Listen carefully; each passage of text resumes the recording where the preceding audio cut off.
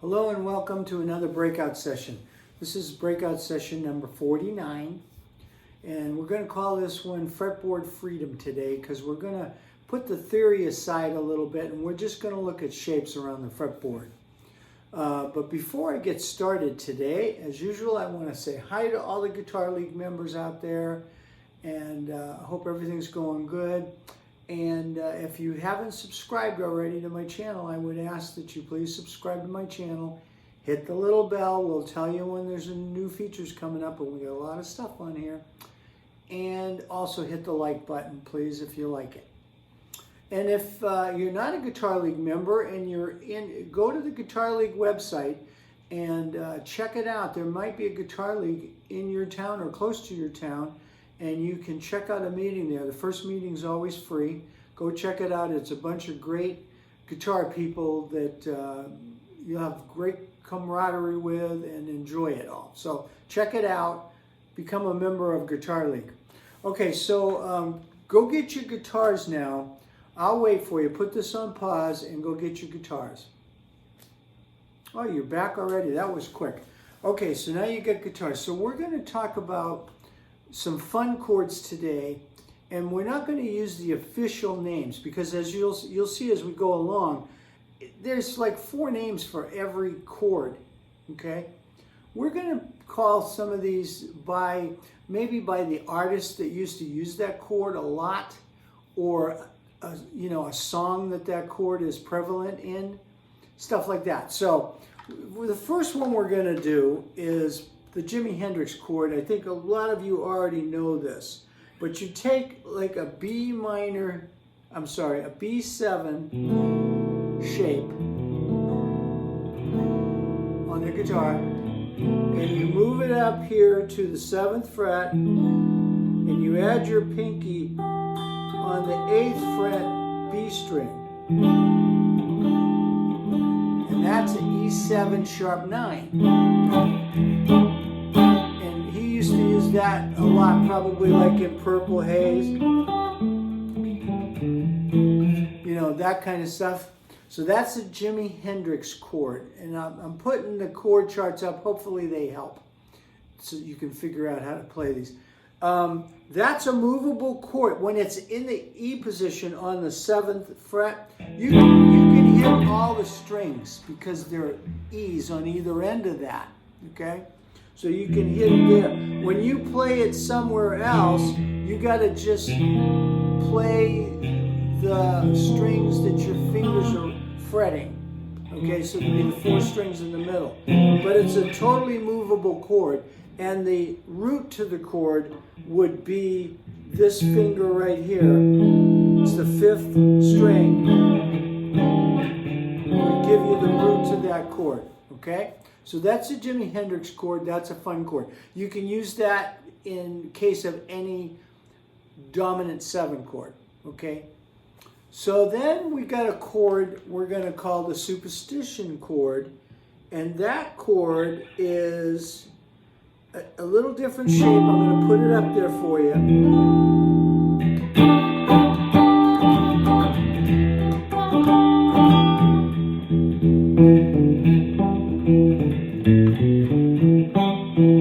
The song Superstition, that's the chord, and it's an E minor 7, but it's played totally differently. So you've got your first finger on the 7th fret A string, which is an E note, so that's where your root is here. Then you skip a string, and you're muting it, and then you have your middle finger on in the same fret on the G string, Then you have your ring finger on the 7th fret of the E string, and then you bring your pinky on the 8th fret B string. So this is kind of like a D shape down here. So if you can picture a D-shaped chord, playing it with these bottom fingers. And again, because you're playing it in the 5th and 7th fret area here, and it's an E, you can use the open E. Okay, if you move that chord, you've got to just play the strings that you're fretting, and you're muting the A string. Okay, so that's a superstition chord. That's a lot of fun.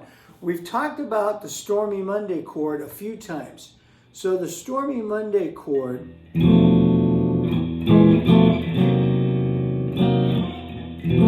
again, we won't call it by its official name because it's got 4 names and none of them are necessarily a G7. But that's what we're going to use it for here today, or we're going to use it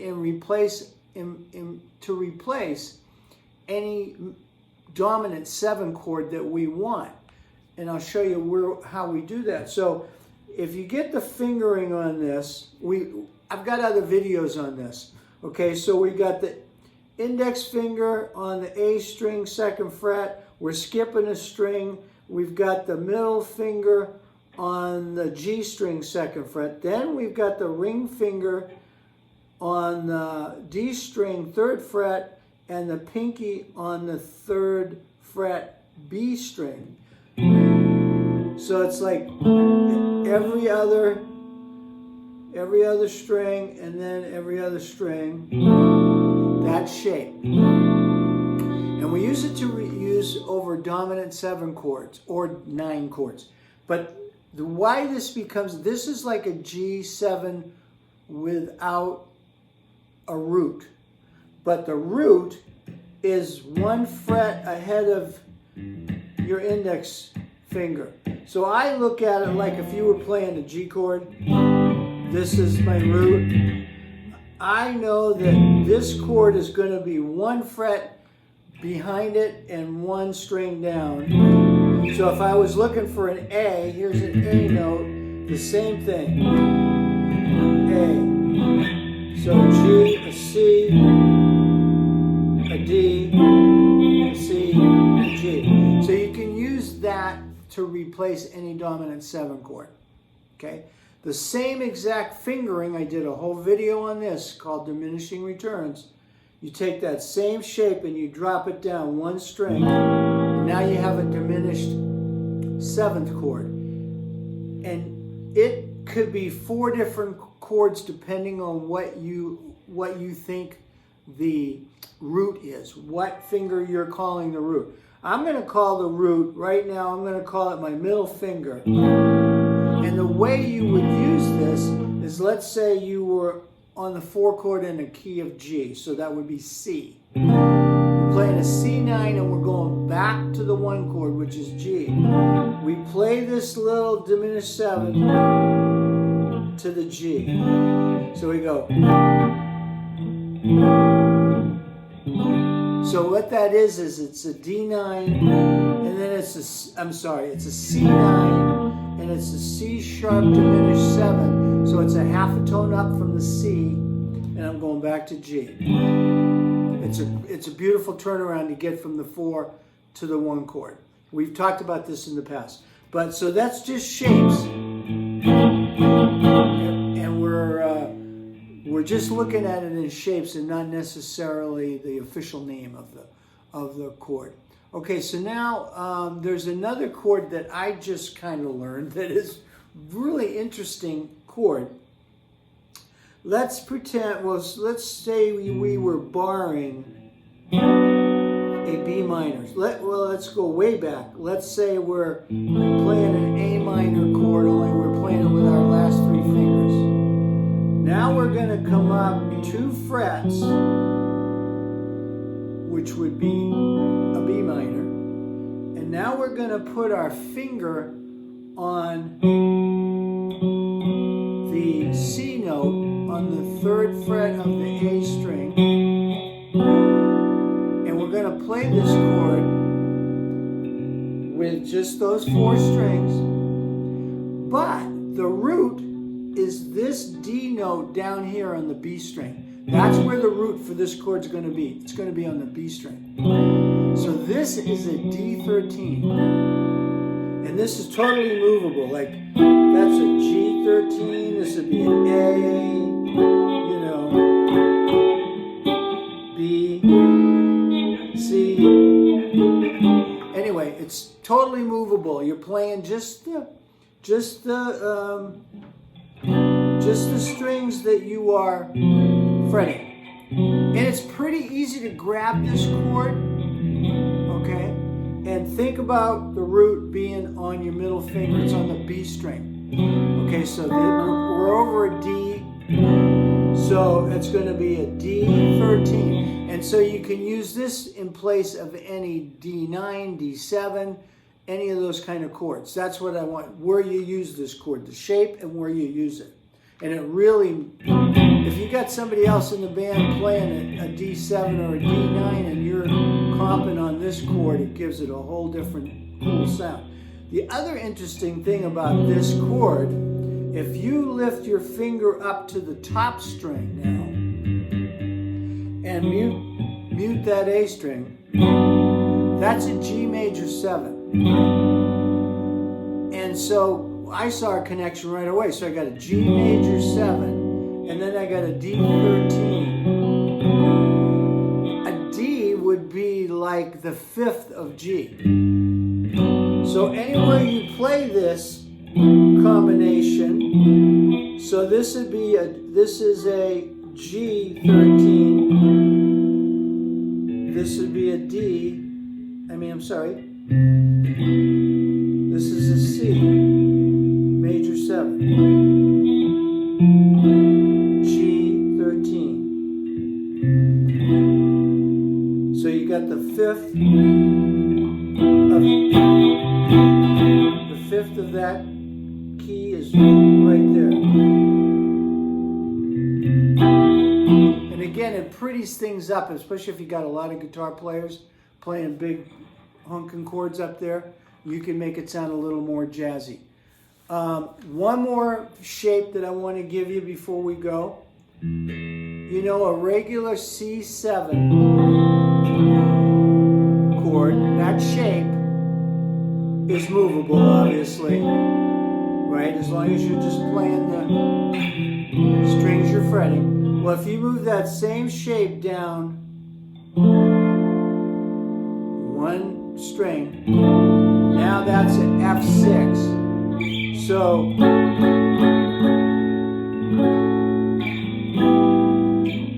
that's a 6 chord, and that's a dominant 7 chord. Dominant 7, 6 chord. That's a dominant 7 and a 6 chord. Okay, right there. Same. We're just talking about shapes today, so you just, it's the same shape. So when you look playing along, and all of a sudden you see that there's a A6 in a song, and you go, oh, geez, I can't play that. Well, the root now is on the D string, so there's an A. Well, actually, the root can be either on the D string or the E string, and you play that shape, and that's an A6. So when you see that in music, don't be afraid of it anymore. It's just as simple, same as a dominant 7 chord shape is a 6 chord down one string. Okay, that's about it today. I just wanted to give you one more chord that I'm calling this the Dana chord. I think I just invented this chord. No, just kidding.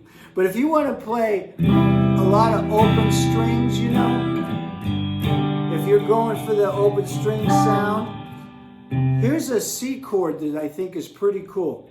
So you're putting your index finger on the C note, then you're coming up 2 frets. It's right out of this C, but you're just playing you're just fingering 3 strings.